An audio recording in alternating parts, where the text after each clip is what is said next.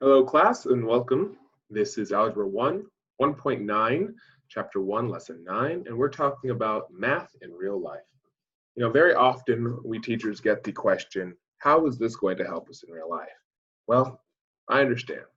Sometimes you're learning your math and you say, you know what, this doesn't seem to be very useful or applicable in any real life situation I've ever been a part of. I understand that. When I was growing up, I often thought, this is trash. We don't need to know it. Google will take care of it. But you know what? There are times where it is good to know the concepts and the logic behind how we come up with things. So we've been learning about absolute value recently, and absolute value, as we know, is any number's distance from zero. We use that concept when we're talking about mountain climbing, or in general, elevation. So elevation is the idea that there is a position that is some distance away from what we call sea level. So I drew down here this ocean, put a little curve in it for the world, and then I drew this mountain range, right? Let's call this mountain range Mount Everest.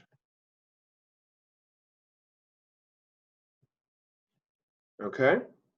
Mount Everest has an elevation of 29,028 feet above sea level.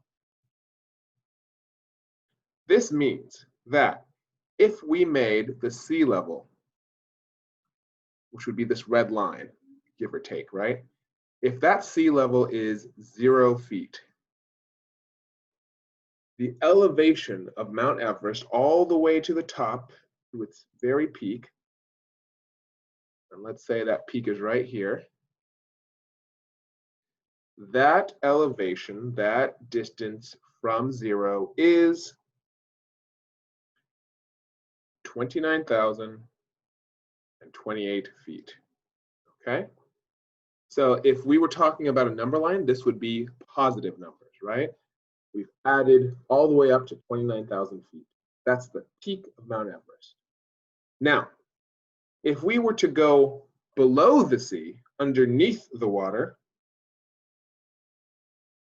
we would be going into places like trenches, like the Marianas Trench, areas of the Bermuda Triangle, where the sea has giant caverns and trenches, right? And some of those caverns and trenches can get very, very deep. Some of them are as far deep as 35,000 feet below sea level. And that's its elevation. And you might say, isn't elevation only going up and down? No, elevation means how far is something away from sea level. If it is above sea level, you say it's just however far. So for Everest, it's 29,000 feet above sea level.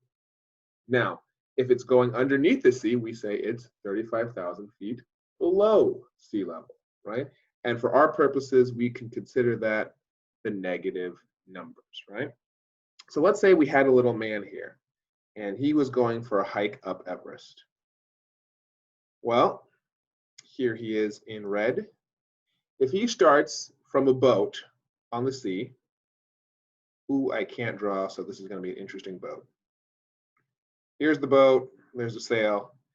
He starts on the boat at sea. We say his elevation is 0 feet, or we say it's at sea level. And our little guy, Frank, is at sea level right now. Now, when he starts to climb, here's a grappling hook. When he starts to climb Mount Everest, we say his elevation is rising, right? So he went from 0 feet at sea level, and then he added, let's say this is, I don't know, he climbed 200 feet. So he went from 0 feet to 200 feet above sea level. And then he climbed for another day, and he got all the way up to, let's say, 700 feet. So altogether, Frank made it up. 0 plus 2 is 200 feet.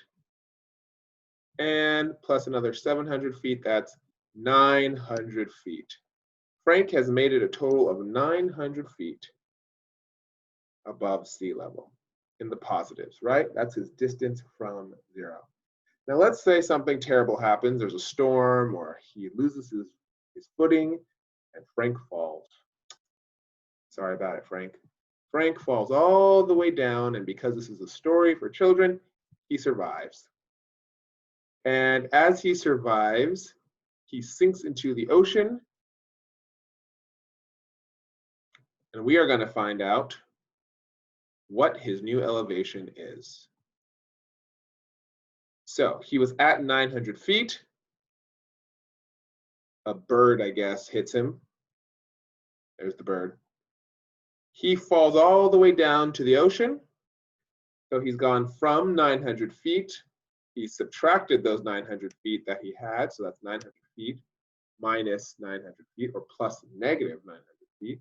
That puts him at 0 feet on the ocean. And then he starts to sink.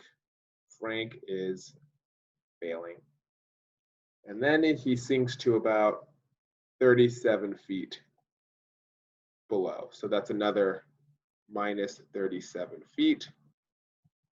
Frank is now 37 feet below sea level. And that's basically how you use one instance in when we use where we use absolute value, the elevation, how far something is from the sea to the sky or from the sea below the ocean. We also use this for helicopters, planes, space shuttles, rocket ships, buildings, skyscrapers, satellites. I think I already said that. Basically anything that goes up or goes far below the ocean. So I hope that helps you understand a little bit more about how we use math in real life using absolute value and elevation. Thank you, and rest in peace, Franklin.